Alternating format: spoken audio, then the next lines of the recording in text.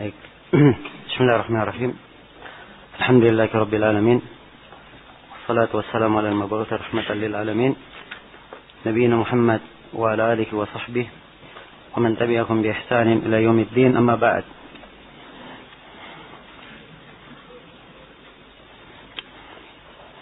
Ya.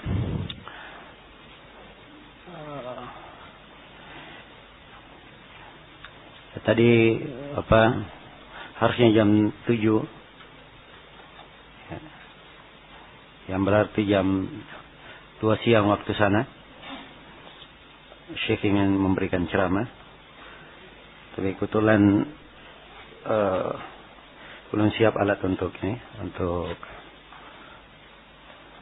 menghubungkan antara telepon dan mikrofon. Insyaallah taala 15 menit lagi siap. Ya, dan juga syekhnya masih makan siang. Jadi alhamdulillah bertepatan, jadi tidak ada masalah. Kita lanjut dulu.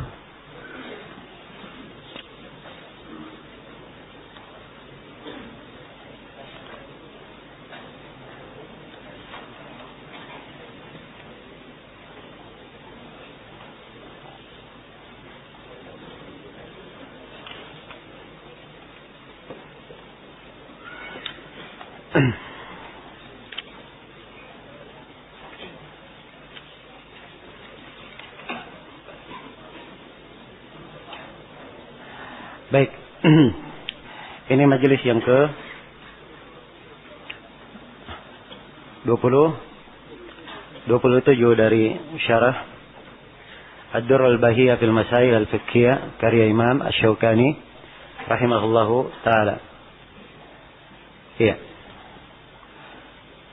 Kata beliau rahimahullahu taala, Kitabun Nadar. Kitab An-Nadar. An-Nadar secara bahasa adalah al-ijab. An-nadar bermakna al-ijab, pengharusan. Dan secara istilah an-nadar adalah ilzamu mukallafin nafsahu lillahi ta'ala syai'an bikulli qawlin yadullu alaihi.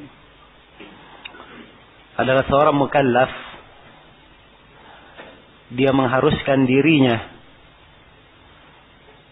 untuk melakukan sesuatu karena Allah. Sesuatu ini dia tunjukkan dengan ucapan yang menunjukkan apa yang akan dia lakukan. Ini disebut dengan apa? Disebut dengan nadar. Ya. Jadi orang yang bernadar, dia mengharuskan dirinya untuk melakukan sebuah amalan karena Allah. Misalnya saya bernadar, saya akan puasa 3 hari. Jelas ya? Dia haruskan dirinya berpuasa apa? 3 hari. Puasa adalah ibadah. Asalnya tidak ada kewajiban dia berpuasa, sunnah. Tapi begitu dia haruskan dirinya untuk berpuasa 3 hari, inilah disebut apa? Nadar. Tapi ingat, bikulli qaulin, dengan ucapan. Dia harus apa? Mengucapkannya. Jelas ya? Karena itu nadar itu dianggap syah dengan 5 syarat. Syarat yang pertama, nadar itu hanya untuk Allah. Dilakukan untuk siapa? Untuk Allah. Kapan dia bernadar untuk selain Allah, maka itu adalah nadar maksiat. Tidak boleh dia bernadar dengan nadar yang seperti itu. Iya. Rasulullah sallallahu alaihi wasallam bersabda, "Man nadara liyuti' Allah falyuti'hu. Wa man nadara liya'siyahu fala ya'sihi." Siapa yang bernadar untuk taat kepada Allah, hendaknya dia taat kepadanya. Dan siapa yang bernadar untuk bermaksiat kepadanya, maka jangan dia bermaksiat kepada Allah. Kemudian syarat yang kedua, hendaknya nadar itu dengan ucapan. Dengan apa? Ucapan. Dia mengucapkan apa yang dia nadarkan. Tapi kalau masih di dalam hatinya, wah, saya akan bernadar. Dalam hati dia sebut. Akan bernadar begini dan begini. Ya, jelas ya? Maka ini belum dianggap nadar. Sebab belum dia apa? Dia ucapkan. Telah berlalu hadis saya bacakan, Inna Allah tajawaza an ummati ma haddathat bihi anfusuha ma lam tatakallam au ta'mal. Allah mengampuni atau maafkan dari umatku apa yang dibisikkan di dalam jiwanya. Sepanjang dia belum apa? Belum berbicara dan belum beramal. Jelas ya, maka harus dengan ucapan. Ya, baik, sebelum saya lanjut, tadi ada ikhwah yang memperbaiki di kita beri contoh tadi bagian laki-laki 2 kali lipat bagian apa? Bagian perempuan. Kita beri contoh misalnya si anak laki-laki diberi tanah 10 kali 10, maka si perempuan diberi berapa? Ya, tadi saya sebut 5 kali 5, harusnya 10 kali 5. Ya kan 10 kali 5 kan 1/2 ya. Kalau 5 kali 5 lebih kecil lagi. Ya, tidak cukup 1/2. Baik. Ya itu contohnya aja yang keliru, tapi antum bisa meluruskan contoh kalau yang keliru.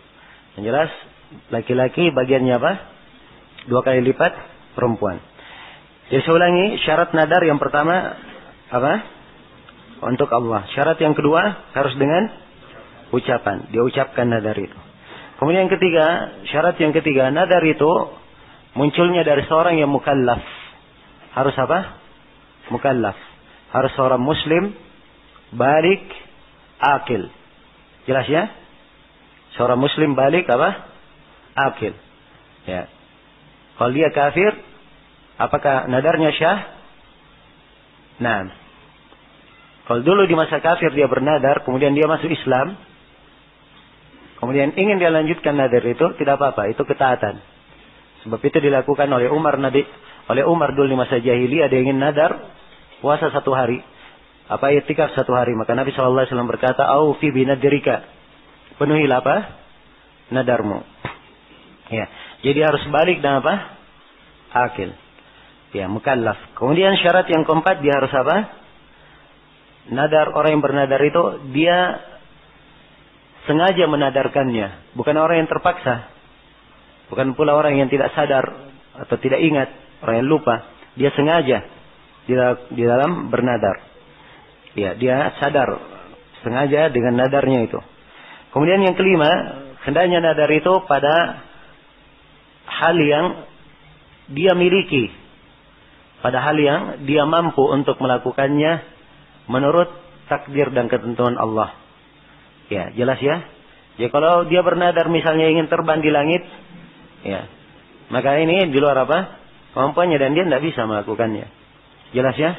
Kalau dia bernadar misalnya dia ingin puasa 1 bulan berturut-turut, ya, 1 bulan berturut-turut tanpa buka antaranya, ya, jelas, nyambung puasanya 1 bulan turut-turut, ini tidak mampu, dia di luar kemampuannya. Demikian disebut oleh sebagian para ulama dari nadar di luar kemampuannya. Kalau misalnya